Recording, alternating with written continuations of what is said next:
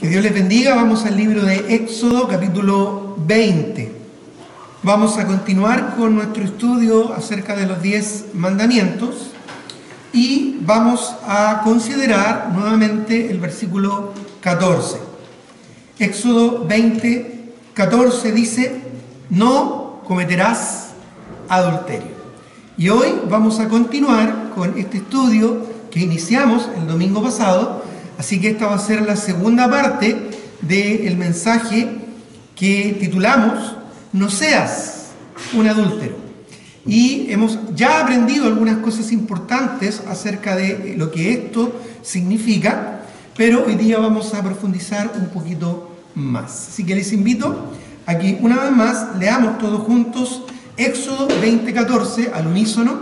Dice así: no cometerás adulterio. Vamos a orar antes de continuar. Señor, te doy muchas gracias por el lindo privilegio que nos regalas de estar en este lugar con libertad, con gozo, con alegría, para poder alabar, dar gloria a tu nombre, para poder tener comunión con nuestros hermanos, para poder escuchar y ser exhortados en tu santa palabra.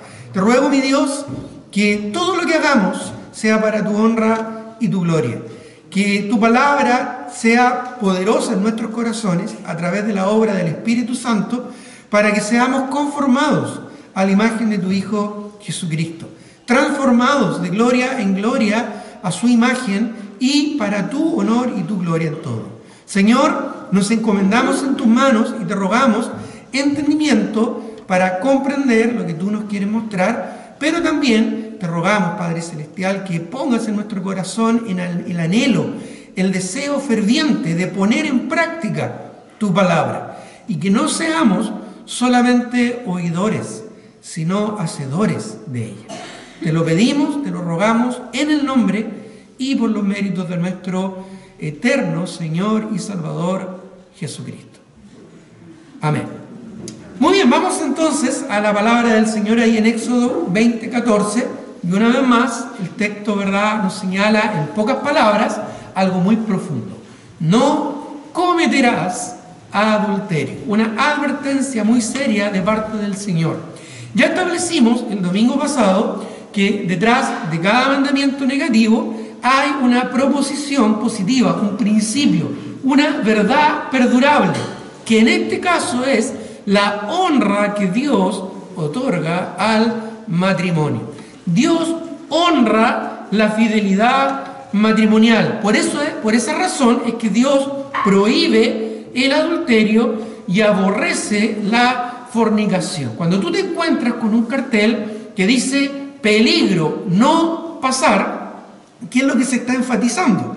No solo el hecho de la prohibición de no pasar, sino más bien el cuidado que se debe tener, es decir, poder preservar la vida o la integridad física de una persona.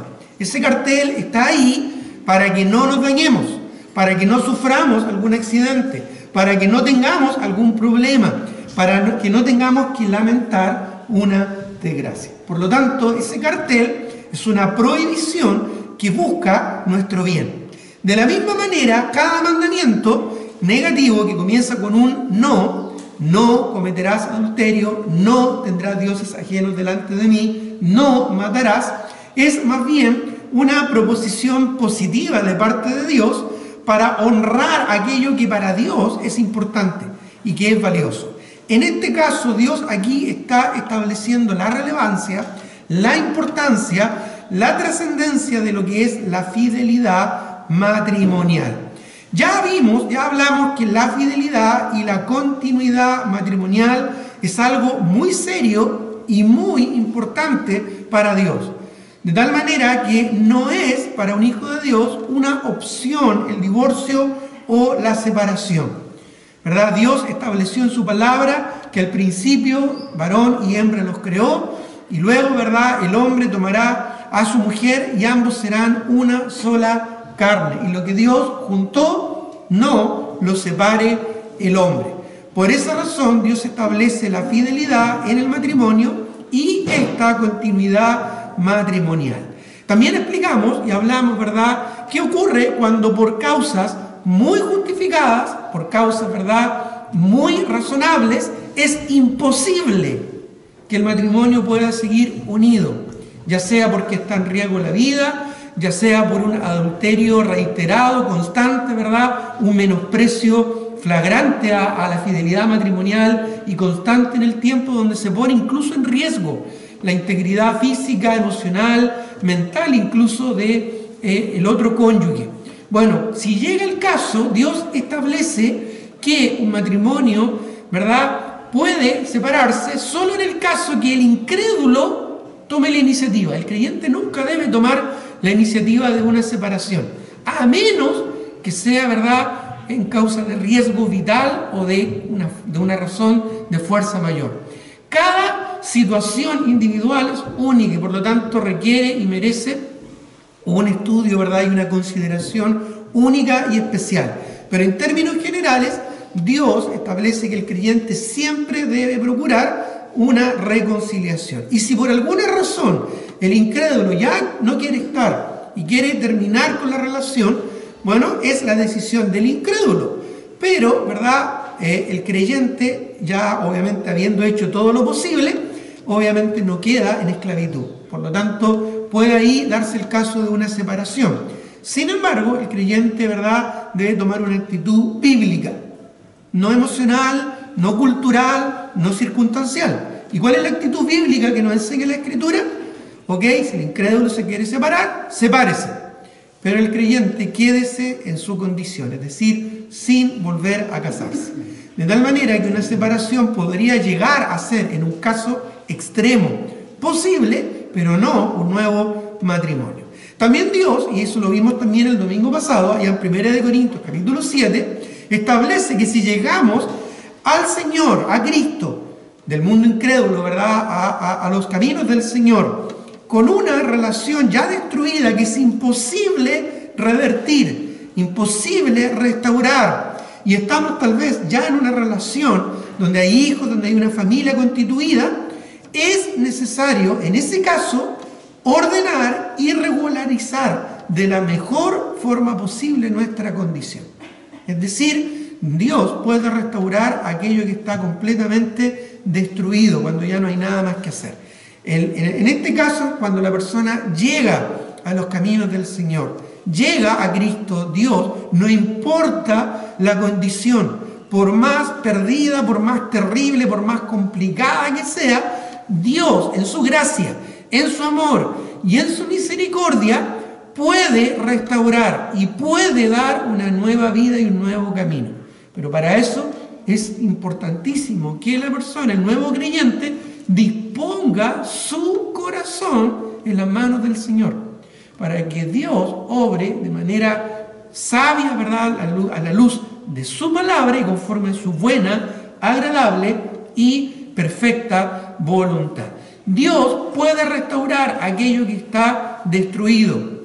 Dios puede arreglar aquello que está torcido, si es que el creyente está dispuesto. Ahora, Dios muchas veces va a restaurar, pero hay consecuencias que van a quedar. Tal vez hijos, o tal vez temores, o tal vez muchas otras consecuencias físicas o emocionales. Pero Dios en su amor puede ayudar también en eso. Algunas cosas van a quedar ahí para recordarnos nuestros errores, no con un afán de maldad, sino para que no los volvamos a cometer. Dios en eso es muy misericordioso.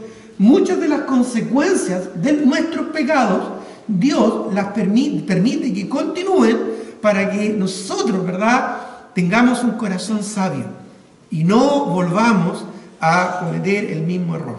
No volvamos, ¿verdad?, a meter el pie en el mismo hoyo y tropezar, ¿verdad?, con la misma piedra. Dios es amoroso y Dios es misericordioso con nosotros. Así que algunas consecuencias son parte incluso de la misericordia del Señor. También hablamos el domingo pasado que Dios restaura cuando caemos. Dios es un Dios amoroso. Él perfectamente podría destruirnos en un abrir y cerrar de ojos por nuestra maldad, por nuestros pecados, incluso por nuestras maldades. Pero Dios, en su gracia y en su misericordia, Él extiende su amor para con nosotros. Él nos extiende su misericordia que es cuando no nos da lo que merecemos, porque merecemos un castigo probablemente mucho peor, merecemos, ¿verdad?, consecuencias mucho peores y merecemos, ¿verdad?, una destrucción aún más grande por culpa del pecado. Pero Dios, en su misericordia, no nos da lo que merecemos. Incluso puede hasta restringir el efecto de las consecuencias que nuestros pecados puedan tener. Pero no solo eso, sino que además de darnos su misericordia, Él nos da de su gracia, que es cuando nos da lo que no merecemos. Recuerda, la misericordia es cuando Dios no nos da lo que sí justamente merecemos. Pero su gracia es cuando Él nos da lo que no merecemos. Por ejemplo, nos da su perdón, nos da su guía y su dirección para tomar las decisiones correctas. Todos nosotros podemos en algún momento caer, fracasar y de alguna manera deshonrar el nombre del Señor. No debemos hacerlo, pero lamentablemente por nuestra naturaleza pecaminosa todos podemos caer en algún momento. La Biblia incluso nos advierte: el que piensa estar firme, mire, o sea, tenga cuidado de no caer. Así que Dios nos advierte de que lamentablemente por nuestra naturaleza pecaminosa estamos expuestos a caer. Pero aún así, no olvides, Dios es misericordioso y lleno de toda gracia. Un buen ejemplo de esto lo vemos en el rey David. El rey David, siendo un gran siervo de Dios, un hombre conforme al corazón de Dios, pecó. Y fue un pecado horrible, terrible, desastroso y que trajo consecuencias terribles, no solo al rey y su familia, incluyendo la muerte, ¿verdad?, de uno de sus seres queridos, ese bebé que nació de esta relación adúltera. Pero aún así, Dios en su misericordia, en su gracia, permitió que el rey David, allá en el Salmo 51, fuese restaurado, ¿verdad? Dios restaura al caído cuando el corazón es humilde. El mismo rey David lo expresó en el Salmo 51 diciendo: al corazón contrito y humillado no despreciarás tú, oh Dios. Así que Dios es misericordioso, ¿ya? Todos nosotros podríamos dar testimonio de la gracia y la misericordia del Señor en las mismas condiciones en las que nosotros llegamos a Cristo. De cuántas cosas el Señor no nos libró, no nos perdonó y no nos limpió. Dios no solo nos perdona, Él también nos limpia, porque Dios no es como nosotros. Nosotros, ¿verdad?, muchas veces somos implacables, muchas veces no perdonamos, muchas veces no tenemos amor, no tenemos misericordia y no tenemos gracia en nuestro corazón. Pero gloria al nombre de Dios, que Él no es como nosotros. Dios sí perdona, Dios sí limpia y Dios restaura. Cuando nosotros tengamos problemas en perdonar a alguien que nos ha hecho daño, incluso, ¿verdad?, en algún tipo de infidelidad, nunca olvidemos lo que Dios ha hecho con nosotros. Si Dios fue capaz de perdonarme a mí, un pecador perdido y condenado, ¿cómo yo no voy a tener el corazón dispuesto a perdonar? Mira qué importante es esto. Tenemos que tener clara conciencia de cuánto Dios nos perdonó. Y aquí no hay pecados que sean mayores o menores. Todos los pecados son iguales para Dios. Nosotros vemos algunas diferencias en cuanto a consecuencias. Quizás no es lo mismo una mentira que un adulterio. Quizás no es lo mismo un asesinato, ¿verdad?, que un robo. Hay consecuencias diferentes en lo humano, pero en lo divino, todo pecado, dice el apóstol Juan, es infracción de la ley. Así que tú no eres mejor ni peor de aquellos que están a tu alrededor. No te creas superior ni te creas más importante. Todos nosotros merecemos el castigo eterno del infierno. Todos nosotros somos pecadores y estábamos bajo la ira de Dios. Solo la gracia y la misericordia de Dios nos limpió y nos perdonó. Así que no te creas mejor, no te creas superior, sino humíllate ante el Señor, porque Dios es muy severo en esto al decir que Dios resiste al soberbio y da gracia al humilde. Ahora bien, Dijimos, ¿verdad?, que es importante, por lo tanto, al llegar al Señor, dejar que Dios restaure nuestra vida. Y también dijimos el domingo pasado que Dios honra la pureza y la santidad de la sexualidad humana en el contexto del matrimonio. Todo tipo de relación sexual fuera del matrimonio es no solo pecado, sino que es maldad. Y es un tremendo daño que tú y a tu alrededor se están haciendo. En 1 Corintios 6, no lo busquen, nos dice claramente que debemos huir de la fornicación, porque si somos hijos de Dios, nuestro cuerpo es santo para Dios. Somos templo del Espíritu Santo. Y por lo tanto debemos, como dice Pablo en los Romanos, presentar nuestros cuerpos y nuestros miembros a Dios como instrumentos de justicia. Humanamente se habla de un estado de convivencia. Dios le llama a eso pecado, fornicación. Humanamente se llama de infidelidad. Dios llama a eso adulterio. El ser humano siempre busca eufemismos y maneras de arreglar, de adornar, de suavizar la gravedad del pecado. Pero Dios a esto le da mucha importancia y mucha seriedad. Dios creó al hombre y a la mujer para que en el contexto del matrimonio pudieran disfrutar de una sexualidad santa y sana, para su disfrute y para cumplir los propósitos de Dios, que incluyen la multiplicación y la fructificación y la multiplicación de la raza humana. Y aun si es que no hay hijos en el matrimonio, Dios igualmente bendice y honra este estado santo matrimonial. Dios dice en su palabra: honroso, y eso lo vimos también el domingo pasado, sea en todos el matrimonio. Eso está en Hebreos capítulo 13, el versículo 4. Y añade diciendo: y el lecho sin mancilla. Ahí habla de el lecho, se refiere, ¿verdad?, al lugar donde el matrimonio duerme, donde tiene su intimidad. El lecho matrimonial. Puede ser la cama, puede ser su habitación, el tálamo nupcial se le llama también de forma poética, ¿verdad?, en la palabra de Dios. Bueno, eso se refiere a la intimidad, a la sexualidad en el contexto del matrimonio. Y Dios llama a eso honroso. Honroso. Dios honra aquello. De hecho, ¿verdad?, es una de las prácticas espirituales, prácticamente la única a la cual Dios le ha dado un honor especial. Incluso por sobre otras prácticas espirituales que a veces consideramos muy espirituales, como leer la Biblia o como orar. Es importante orar, es importante leer la palabra del Señor, es importante congregarse, pero también es interesante que la Escritura no dice de aquello honroso sea congregarse, pero sí dice honroso sea en todos el matrimonio y el lecho sin mancilla. La relación íntima es algo que tú solo puedes disfrutar con tu cónyuge. Es lo único que tú puedes disfrutar de una manera santa e íntima. Tú puedes orar, tú te puedes congregar con otros hermanos, puedes leer la palabra, estudiar la Biblia con más personas, pero solamente con tu cónyuge tú puedes disfrutar del acto matrimonial. Dios le da honor y le da importancia.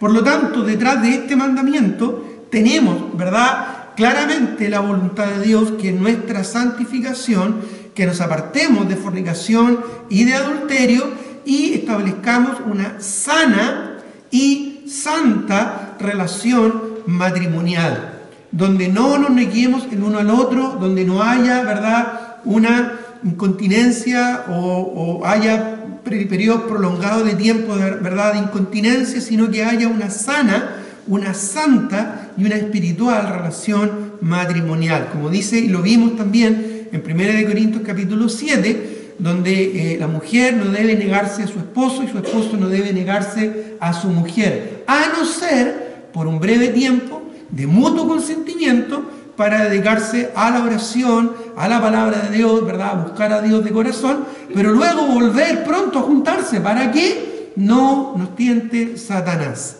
¿Por qué? Porque Dios también establece y da claridad en cuanto a la importancia de lo que es la relación sexual. Incluso Dios da bastante relevancia al poder de la sexualidad, cuando dice, ¿verdad?, que es mejor casarse que estarse quemando. Es mejor estar en un estado matrimonial que estar en una constante lucha con la carne. Ahora, ¿todo esto qué requiere? Bueno, un corazón dispuesto. Requiere que nos ajustemos a los planes y al propósito de Dios. Si es necesario que busquemos consejería, que busquemos ayuda, si es necesario que busquemos orientación en la palabra de Dios. Para que un matrimonio funcione de manera bíblica, y esto es conforme al plan de Dios, el matrimonio debe estar dispuesto. Cada creyente debe estar dispuesto a que Dios obre en su vida. Puede que haya que hacer cambios físicos, puede que haya que hacer cambios estructurales en cómo funciona el matrimonio, puede que haya que hacer ajustes, ¿verdad?, emocionales, puede que haya que tener conversaciones, ¿verdad?, muy profundas para poder funcionar conforme al plan de Dios. No podemos quedarnos en la desidia espiritual. Es decir, soy así, ya no cambié, las cosas están de esta manera. Eso es burlarse de Dios, porque Dios tiene un propósito y tiene un plan para nuestras vidas. Dios tiene un plan y si nosotros lo desechamos, ¿qué estamos haciendo? Estamos despreciando lo que Dios nos ofrece con tanto cariño y con tanto amor. Ahora, esto es para que tomemos cuenta de que Dios quiere lo mejor para nosotros. No quiere que vivamos de las obras o que vivamos, ¿verdad?, de solucionar problemas en el momento. No, Él quiere que vivamos vidas plenas. Él vino a darnos vida y vida abundante, ¿verdad? No vida angustiante, como muchos creyentes parecen vivir, ¿verdad?, en la tristeza, en la pena y en la desidia de su actitud espiritual en cuanto a las cosas del Señor. Dios nos llamó a ser vencedores, no vencidos. Él nos hace más que vencedores cuando nos sometemos y sujetamos a su palabra. Y nuevamente, no es excusa decir, es que ya pequé, ya la embarré, ya hice el mal, ¿verdad? Y ya... No es excusa. Porque Dios puede perdonar en su gracia, en su misericordia, Dios puede restaurar e incluso puede darte la capacidad del perdón y puede darte la capacidad también de la santidad. Pero esto requiere que tengamos un corazón dispuesto y que no seamos meramente oidores de la palabra, sino hacedores de ella. No es excusa el decir, no, es que yo soy así, ¿verdad? Porque Dios siempre nos da la posibilidad de honrar su palabra. Ahora, hoy día vamos a ver dos aspectos más de este tema. El primer punto que vimos el domingo pasado fue que Dios honra la fidelidad matrimonial. El segundo punto que vimos el domingo pasado fue que Dios honra la pureza y la santidad de la sexualidad humana en el contexto del matrimonio. El tercer punto que vamos a considerar, que es el primero que vamos a ver hoy, es que Dios detesta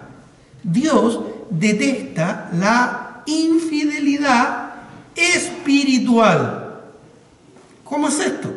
Mira, acompáñame a Santiago capítulo 4, versículos 4 al 5. Porque hay algo que Dios detesta grandemente. Y no es solamente el hecho del adulterio o la fornicación, que es uno de muchos otros pecados que podemos cometer. Como ya dije, hay otros pecados que son tan, ¿verdad?, terribles a la santidad de Dios. No solo el adulterio, no solo la fornicación, la mentira también es un pecado horrible ante los ojos del Señor. La rebeldía, peor aún, ¿qué decir de la idolatría? Pero hay algo que Dios detesta grandemente. Algo que hace inmediatamente que Dios se transforme en nuestro enemigo. ¿Cómo es esto? Sí, miren lo que dice Santiago capítulo 4, versículos 4 al 5. Dice, oh almas adúlteras. Ya al principio, ¿verdad?, está estableciendo algo bastante serio. Está refiriéndose a los creyentes a los que Santiago está compartiendo esta epístola, diciendo, oh almas adúlteras, haciendo referencia a ellos. ¿Adúlteros en qué aspecto? ¿En qué sentido? ¿Acaso ellos fueron infieles a sus esposos? ¿A sus esposas? Miren lo que dice. ¿No sabéis, o no entendéis, o no comprendéis, que es la palabra que se usa acá, que la amistad del mundo? Toma cuenta de eso, subráyalo. la amistad del mundo, según Dios, es enemistad, y subraya ahora, contra Dios. La amistad del mundo es enemistad contra Dios. Dios mismo está homologando el adulterio físico con lo que es el adulterio espiritual. ¿No sabéis que la amistad del mundo es enemistad contra Dios? Cualquiera, pues, que quiera ser amigo del mundo. ¿Qué significa ser amigo del mundo? ¿Qué significa ser amigo del mundo? Bueno, buscar las cosas de este mundo, disfrutar de las cosas de este mundo, llenarse con las cosas de este mundo. Puede ser lo que vemos, puede ser lo que escuchamos, puede ser la música que escuchamos, puede ser las tendencias que tenemos, puede ser incluso las amistades que podamos tener. ¿No sabéis que la amistad con el mundo es enemistad contra Dios? Podemos estar en contra de Dios y Dios puede estar en contra de nosotros por amar las cosas de este mundo. Tal vez no estoy siendo adúltero con mi esposa o con mi esposo, pero sí estoy amando las cosas de este mundo y Dios igualmente me está llamando adúltero. Adúltero espiritual. Cualquiera, esto es cualquiera, esto es cualquier creyente, hombre o mujer, por más santo que se crea, si se constituye amigo del mundo, se constituye enemigo de Dios. Por eso dice, cualquiera pues que quiera ser amigo del mundo, se constituye, se establece, se presenta como enemigo de Dios. Y la razón de esto lo dice el versículo siguiente. ¿O pensáis que la Escritura dice en vano, el Espíritu que Él ha hecho, y ahí está la clave del asunto, ha hecho morar, habitar, estar en nosotros, nos anhela o nos desea celosamente? Celosamente. ¿Alguna vez has sentido celos de tu cónyuge? Si es así, es bueno, hay un grado de celo, ¿verdad?, que es correcto, que es bueno por el amor que tú tienes a tu cónyuge, ¿verdad?, y por la protección también que tú le debes tener hacia tu cónyuge. Ahora, hay un celo, ¿verdad?, que es insano, que es cuando se transforma en algo que domina tu mente y tu corazón y finalmente puede incluso llegar a destruir un matrimonio. Pero en este caso, cuando habla aquí de un celo de Dios, se refiere al amor, al cuidado que Dios y a la santidad que Dios quiere que nosotros tengamos para con Él. Porque el Espíritu Santo mora en nosotros. Te das cuenta que en tu vida, en tu ser, si eres un hijo de Dios, mora Dios mismo a través de su Espíritu. Lo vimos allá cuando Dios nos decía en 1 Corintios 6 que detesta, ¿verdad?, la fornicación y que debemos huir de la fornicación, diciéndonos, ¿verdad?, que somos templo del Espíritu Santo, refiriéndose al Espíritu Santo, el cual está en nosotros, el cual habita en nosotros y que no somos nuestros. Nuestro cuerpo, como hijos de Dios, no nos pertenece, le pertenece a Dios, porque fue ganado con la sangre de Cristo. Tu vida le pertenece al Señor. No tenemos el derecho de hacer lo que queramos con nuestro cuerpo. No tenemos el derecho de hacer lo que queramos con nuestra vida. Lo que hagamos con nuestra vida, con nuestro cuerpo y con nuestra mente debe ser honrar al Señor. Y honramos al Señor manteniendo la santidad, ¿no es cierto?, dentro del matrimonio. Honramos al Señor manteniendo relaciones íntimas en el matrimonio de manera regular y de manera sana dentro del matrimonio, porque es la voluntad de Dios, es lo que Dios quiere para nosotros, en el santo estado del matrimonio. Por lo tanto, es importante aquí entender que el adulterio espiritual es algo que Dios detesta. Aquí el amor al mundo es coquetear con el mundo. Coquetear con el mundo y ser desobediente a la palabra de Dios. Miren lo que dice Juan, el Evangelio de Juan. El Evangelio de Juan, el capítulo 15, el versículo 9 al 10. Juan, capítulo 15, Versículos 9 al 10 dice la palabra del Señor: como el Padre me ha amado, como el Padre me ha amado, estas son palabras de Jesucristo, así también yo, Jesús, os he amado, hablando de sus discípulos. Permaneced en mi amor, está diciendo el Señor Jesucristo. Miren lo que dice el 10.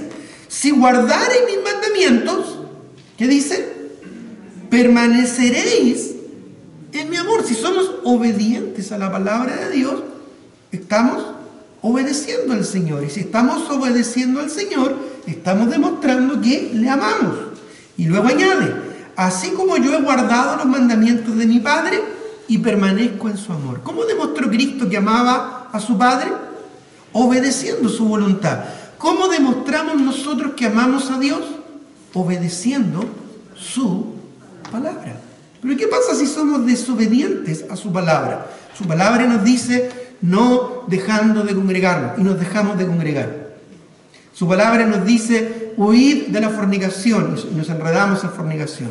Si la palabra nos dice en el matrimonio, en el contexto del matrimonio, no os neguéis el uno al otro, y nos negamos el uno al otro. Si la palabra nos dice que debemos, ¿verdad?, predicar el evangelio a toda criatura, y no lo hacemos. Si la palabra nos enseña que debemos amar a los hermanos y ser considerados unos a otros, y no somos amorosos ni considerados unos a otros. Buscamos nuestro propio bien y no el del hermano. No estamos considerando a los demás como superiores a nosotros mismos. Si Dios nos dice en su palabra que debemos, ¿verdad?, orar unos por otros, y no oramos por nuestros hermanos. Si la palabra del Señor nos dice que debemos perdonarnos unos a otros y no perdonamos a nuestros hermanos, bueno, estamos siendo desobedientes y estamos demostrando que no amamos a Dios tanto como pensamos o como deberíamos hacerlo. Cantamos, ¿verdad?, alabamos diciendo: oh Dios, cuánto te amo. ¿Realmente es así? Bueno, si realmente amas a Dios, obedécele, cumple su palabra. Preocupa ordenar tu vida conforme a su voluntad, no a la tuya, no a las circunstancias, y no menos todavía a los pensamientos de este mundo, sino conforme a su santa palabra. De esa manera demostramos que amamos a Dios. ¿Qué sacas con decir que amas a Dios? ¿Qué sacas con gritar a los cuatro vientos tu amor a Dios? ¿Qué sacas, verdad, con derramar tu corazón emocionalmente ante el Señor si no estás obedeciéndolo, si no estás tomando decisiones conforme a su palabra? ¿Cómo demostró Cristo su amor al Padre? Obedeciendo su voluntad. ¿Cómo demostramos nosotros nuestro amor a Dios? Obedeciendo su palabra. El no hacerlo es una infidelidad ante los ojos del Señor, y Dios detesta la infidelidad. Nuestra relación con Dios se basa en un amor consagrado y exclusivo. Miren lo que dice 1 de Juan 2:15. 1 de Juan, capítulo 2, el versículo 15. Un pasaje muy conocido. Dice: no améis al mundo. Y añade: ni las cosas que están en el mundo. No améis al mundo ni las cosas que están en el mundo. Si alguno ama al mundo, el amor del Padre no está en él. ¿Y qué cosas hay en este mundo que nos separan del amor de Dios? Influencia, ideologías, filosofías, psicología y cosas que este mundo plantea y que nos alejan de nuestro compromiso y nuestra obediencia al Padre. Coquetear con el mundo es infidelidad espiritual y Dios la detesta. Evalúa lo que escuchas, lo que ves. Evalúa en qué inviertes tu tiempo, porque puede que sea algo peor que la infidelidad y el adulterio espiritual. Puede ser incluso idolatría. Tengamos cuidado, porque para Dios esto también es muy serio. Finalmente, ya para ir avanzando, ¿cuál entonces debe ser nuestra actitud de arrepentimiento ante el adulterio y la fornicación? ¿Qué pasa, pastor, si es que me doy cuenta que no estoy siendo tan obediente a la palabra del Señor como Él quiere? ¿Qué pasa si me doy cuenta y me arrepiento de estar coqueteando con este mundo? ¿Qué pasa si me doy cuenta que en mi corazón hay ídolos de este mundo? ¿Qué ocurre si ya eché a perder mi vida y ya mi vida es un desastre, pero quiero llegar a los caminos del Señor, quiero ordenar mi vida y quiero hacer las cosas bien? ¿Qué debo hacer? Porque estamos en un mundo real, no en un mundo utópico o ficticio. Estamos en un mundo donde somos humanos y muchas veces caemos, fracasamos y la echamos a perder. Bueno, Dios también tiene palabra para nosotros y Dios también puede hacer que tu vida, que tal vez sea un pantano, se transforme en un huerto para la gloria del Señor.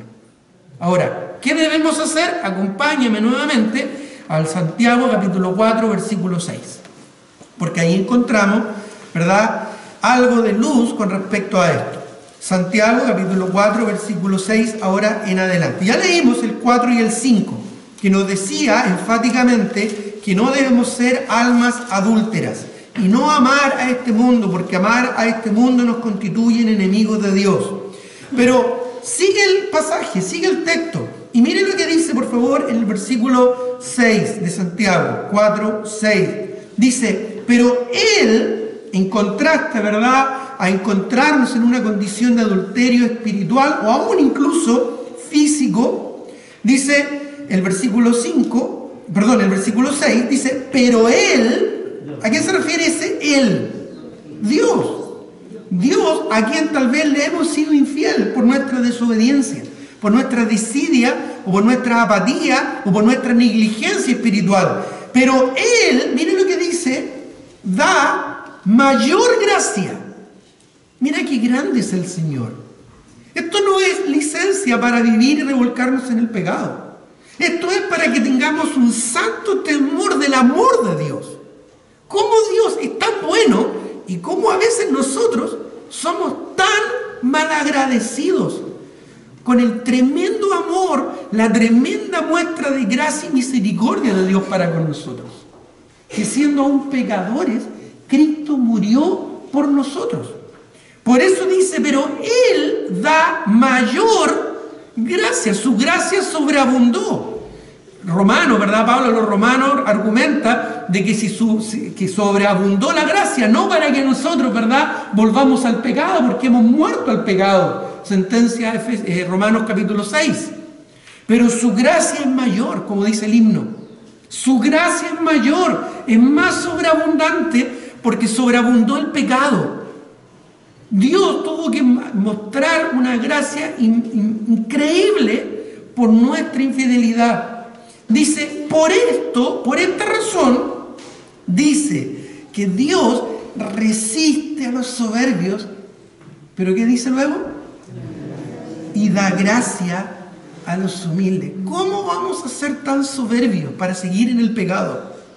¿Cómo vamos a ser tan soberbios para seguir en la desobediencia? ¿Cómo vamos a ser tan soberbios para seguir en una actitud negligente hacia las cosas del Señor? Si Dios nos mostró una gracia tan grande y tan mayor como su amor y su misericordia. Dice Dios resiste al soberbio. Al soberbio, aquel que cree que tiene todo bajo control. No, si yo estoy bien. No seas un soberbio. No necesariamente tú estás bien. Escudriña tu corazón. Prueba tu alma y deja que Dios escudriñe tu alma para ver si es que hay camino de perversidad, para que Dios te guíe en el camino eterno, como sentencia el Salmo 139. No creas ser sabio en tu propia opinión. No creas ser sabio en tu propia opinión. El que piensa estar firme, mire que no caiga. Dios detesta, Dios desecha al soberbio, resiste al soberbio. Dios no quiere tener nada que ver con el soberbio. Si tú quieres seguir en tu vida de soberbia, Dios te va a dejar ahí. Seguir en tu actitud. Dios no se va a meter contigo. Dios no te va a rescatar si tu corazón es orgulloso y soberbio.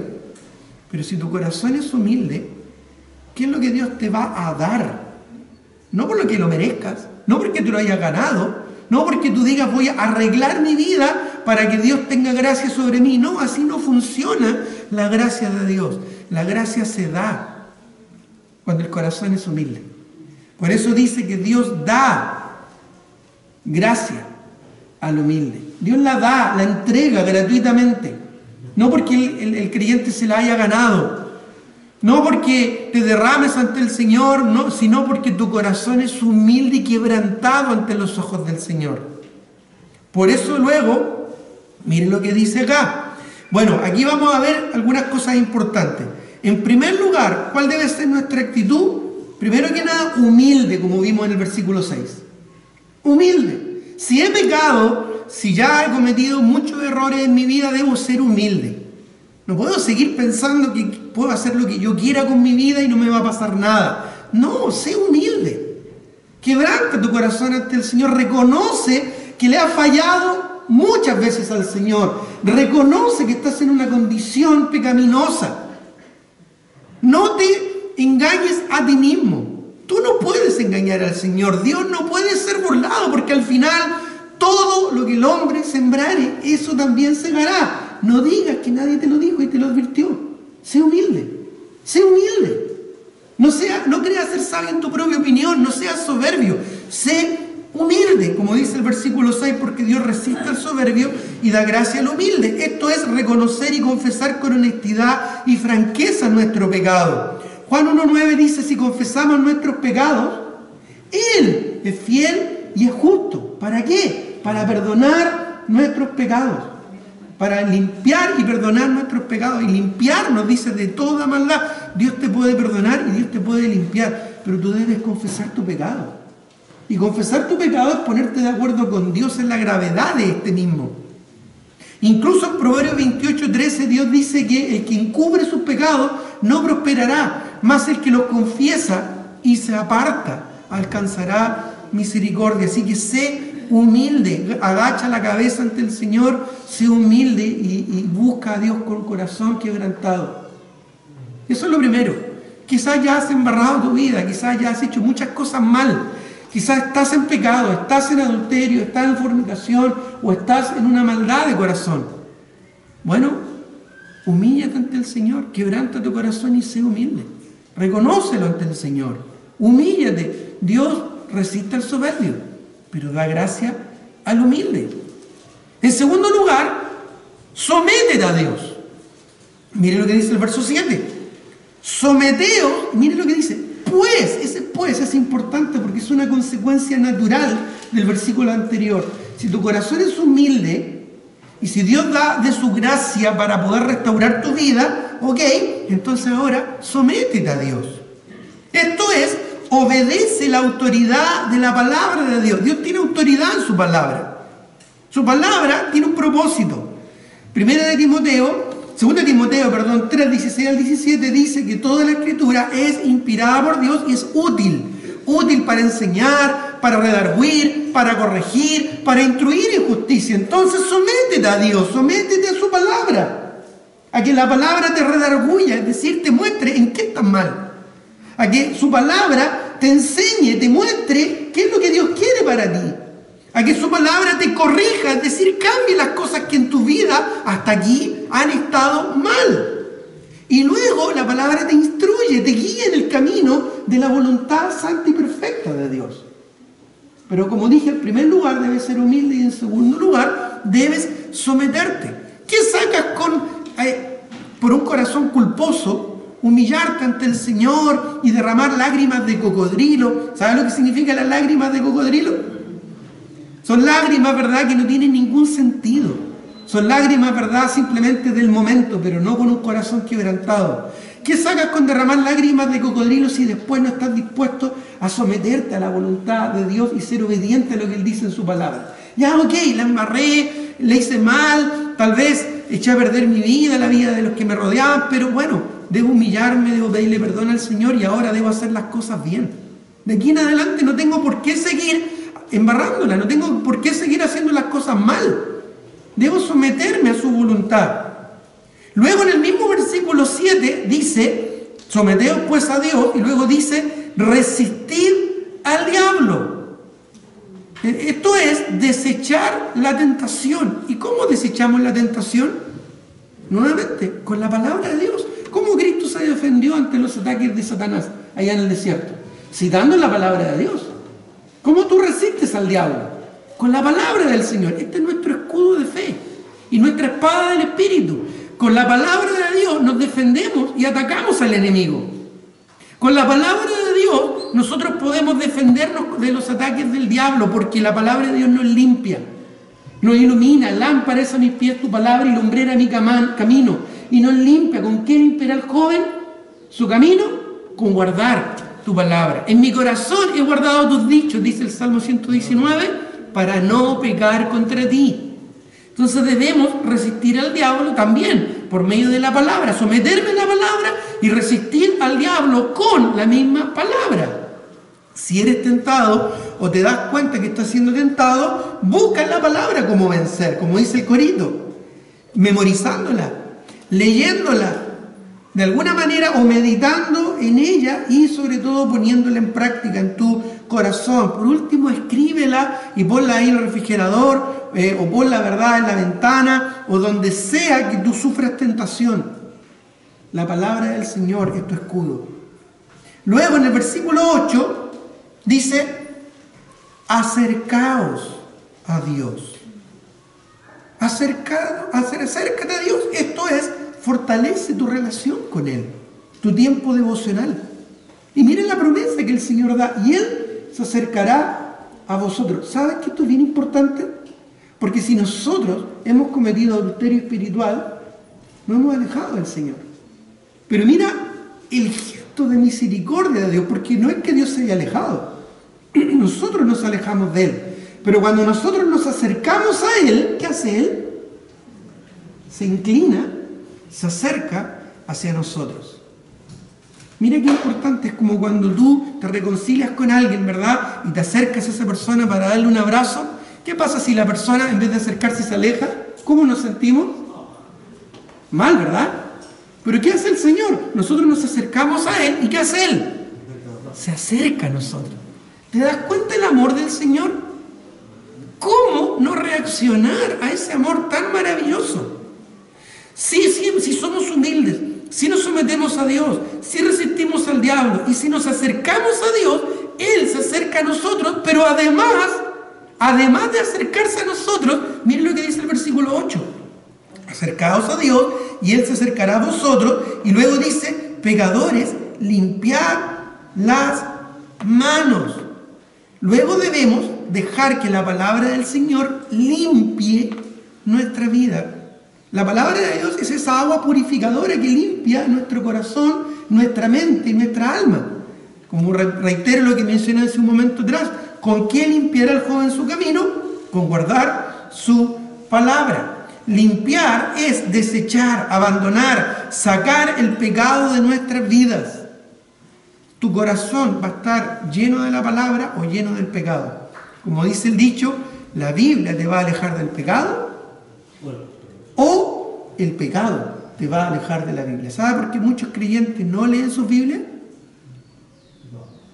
Porque hay pecado en su corazón. El pecado te va a alejar de la Biblia, o la Biblia te va a alejar del pecado. ¿Te has preguntado alguna vez: ay, ¿por qué no puedo leer la Biblia con regularidad? ¿Por qué cuando leo la Biblia me da sueño? ¿Por qué cuando leo la Biblia me aburro? ¿Por qué leo un poquito la Biblia y te distraigo?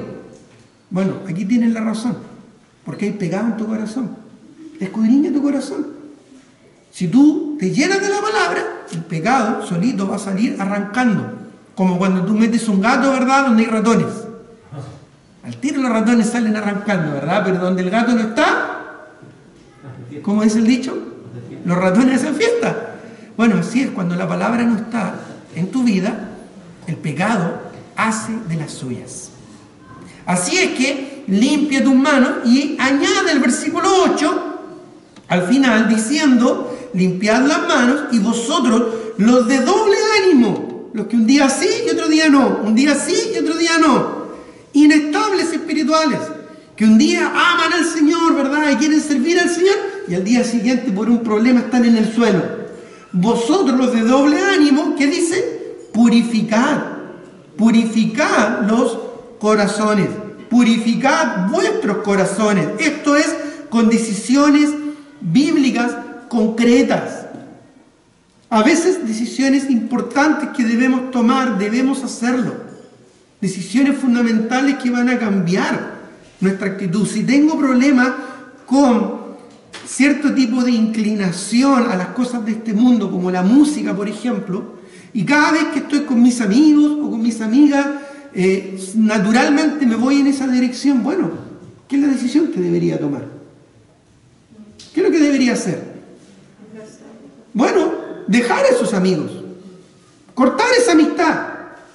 Pero ¿cómo, pastor? Bueno, es lo que nos dice la palabra. Debemos, ¿verdad?, purificar nuestros corazones, y para eso tenemos que tomar decisiones concretas, no mentales, sino concretas, decisiones importantes. Si pasar mucho tiempo frente al computador a solas o frente al celular a solas me es causa de tentación eventualmente, ¿qué debo hacer? Bueno, no pasar tanto tiempo, o pasar tiempo en el computador o en el celular con otras personas, o incluso mover el computador o sentarme en el living de tal manera que todos los demás o cualquier persona que pase por ahí pueda ver fácilmente lo que estoy viendo. ¿Para qué? Para evitar caer en tentación. Bueno, esas decisiones bíblicas concretas es lo que se refiere a purificar el corazón. Es lo que dice 2 Corintios 7:1, perfeccionando la santidad en el temor de Jehová. Si pasar tiempo con amigas me lleva a estados depresivos, debo cortar esa relación porque no me hace bien. Si pasar tiempo con amigos me lleva a conversaciones impuras, debo cortar con esa amistad porque no me hace bien. Si pasar demasiado tiempo de ocio me lleva a conductas impropias, bueno, debo meterme en un club de fútbol o en un club de ping-pong o lo que sea para evitar caer en esa tentación. Decisiones concretas, sabias, inteligentes. Dios nos dio sabiduría, y si alguno tiene falta de sabiduría, dice el mismo libro de Santiago, pídasela a Dios, el cual da a todos abundantemente y sin reproche, y le será dada. Luego de esto, ¿qué debo hacer? En el versículo 9 dice: afligidos, lamentad y llorad. Vuestra risa se convierta en lloro y vuestro gozo en tristeza. Debemos afligirnos, lamentarnos, llorar y entristecernos por el pecado. Esto es una actitud consecuente y sincera con el pecado. Si voy a romper con el pecado, ya no tengo que tener nada más con él. No debo después buscar, ¿verdad?, y acariciarlo, ¿verdad?, y entretenerlo. Es como cuando nos enojamos con la mascota, porque hizo una diablura, ¿verdad?, hizo donde no debería ser, ¿verdad?, y nos manchó ahí la alfombra, y nos enojamos y la retamos. Pero después estamos ahí, se acerca, ¿no es cierto?, la mascota, y ahí al final terminamos abrazando de nuevo la mascota. Bueno, el pecado es así, va a manchar nuestra vida, pero déjame decirte que no es cualquier mascota. En realidad el pecado, ¿sabes lo que es? Es un león rugiente que está buscando a quién devorar. Eso es el pecado. El pecado es eso. Satanás es la imagen del pecado, y él, como león rugiente, va a buscar destruir tu vida. No trates de hacerle cariño a un león hambriento, porque si le haces cariño a un león hambriento, el león hambriento va a saciar su hambre con tu brazo, se lo va a comer. Eso es lo que hace un león, eso es lo que hace el pecado, eso es lo que hace el diablo en nuestras vidas. Por lo tanto, debe haber una actitud consecuente. Aflígete, lamentate, llora, entristécete por el pecado, y aun si hay consecuencias, tómala con humildad para evitar volver a cometer el mismo error. Si ya la embarraste y si quedó una consecuencia, que eso te advierta para no cometer el mismo pecado nuevamente. Que esa vergüenza que pasaste, que ese problema que enfrentaste, que esa situación en la que estás, te advierta para no cometer el mismo error. Y finalmente, en el versículo 10 dice: humillaos delante del Señor. Y miren lo que dice al final, por favor. Y Él os exaltará.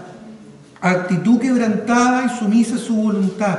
Humíllate ante el Señor y Él te va a exaltar. Él te va a levantar. Él te va a perdonar. Incluso, escucha esto, si los que están a tu alrededor no te perdonan, Dios sí lo hace. Porque Él es amor, misericordia y gracia. Así es que humíllate ante el Señor y Él te va a levantar, Él te va a exaltar y Él va a hacer que también caigas en gracia a aquellos que están a tu alrededor, aunque fueron, ¿verdad?, las víctimas de tu pecado. Eso, hermanos, es el amor de Dios. ¿Tú te das cuenta que el apóstol Pablo fue un asesino? Él mató a mucha gente persiguiendo a la iglesia, pero después se transformó en un gran siervo de Dios. Las iglesias lo recibieron, los hermanos lo perdonaron. ¿Y sabes por qué? Porque Dios es amor, porque Dios es misericordioso y Dios es lleno de toda gracia. Tal vez tú ya has cometido muchos errores en tu vida. Tal vez tu vida es un auténtico desastre, una telenovela de esas, pero súper complicada y muy tristes. Bueno, Dios puede hacer de ti no solo una comedia, sino que una muy buena película que glorifique su nombre. Dios puede hacer de ti una vida nueva, un nuevo amanecer conforme a su gracia, porque nuevas son cada mañana sus misericordias. Pero si tú te humillas ante el Señor con un corazón humilde, quebrantado y genuino. Vamos a terminar orando a Dios. Padre Celestial, gracias, porque nos muestra en tu palabra cuán grave es el pecado del adulterio, pero también nos muestras cómo tú nos puedes restaurar. Gracias, Dios, porque tu amor y tu gracia debe ser suficiente para vivir vidas santas, apartadas del pecado. Corazones agradecidos son mucho más serviciales que corazones temerosos, porque al que mucho le ha sido perdonado, mucho ama. Por eso te ruego, Padre, que nos ayudes a vivir con corazones agradecidos para tu gloria. Ayúdanos a entender, Señor, cuán grave es el adulterio espiritual y la maldad del pecado, y ayúdanos a experimentar tu restauración y tu perdón. Ayúdanos a vivir en santidad conforme a tu palabra, en obediencia y sumisión a ella. Y ayúdanos a perfeccionar la santidad en tu temor. Te lo pido y te lo ruego, Padre, en el nombre de Jesús. Amén.